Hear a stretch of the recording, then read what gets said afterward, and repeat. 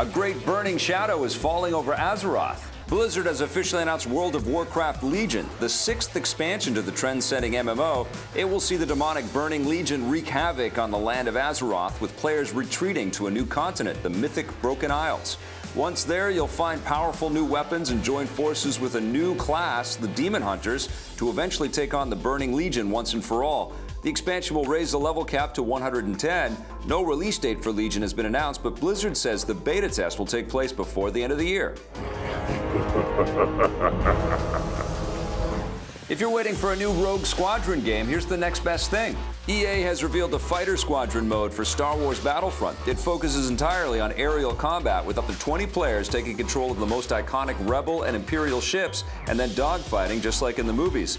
Like the other modes, characters from the films will pop in to save the day. Star Wars Battlefront drops out of hyperspace on November 17th. Show no mercy.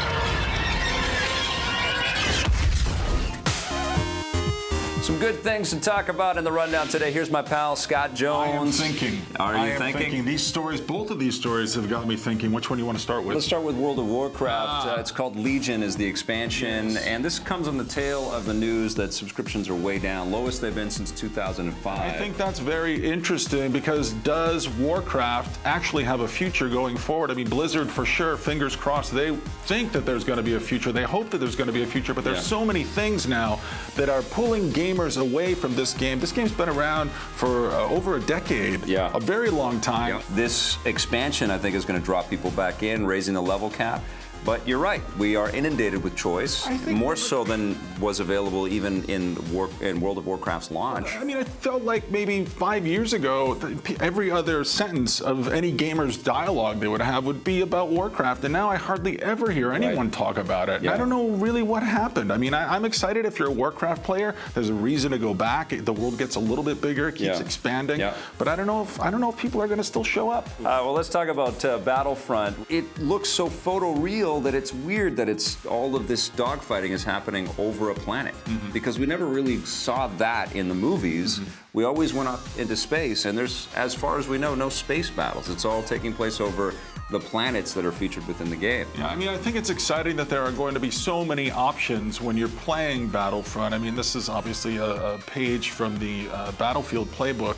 I mean, everybody can do anything in this game. You can go anywhere. You can have your own Star Wars adventure, which is really all that Star Wars fans have had since the prequels were so damn heartbreaking. And Battlefront has a lot to live up to, because those pandemic games were absolutely phenomenal, you know? So it's not only like the movie has to be good and Star Wars has to win our hearts back now, but also this game has to be as fun and as fulfilling as those old pandemic To this day, though, whenever you mention Battlefront, you messed up a little. You messed up. He gets his eyes get a little watery, and he looks off, and we lose him for a little while. Yeah, He's absolutely. Just like, oh, Battlefront. Absolutely. It gets me on a couple accounts. All right, well, it's time to move on. We've got a big movie coming up this week. It's called The Man from U.N.C.L.E. Let's go behind the scenes.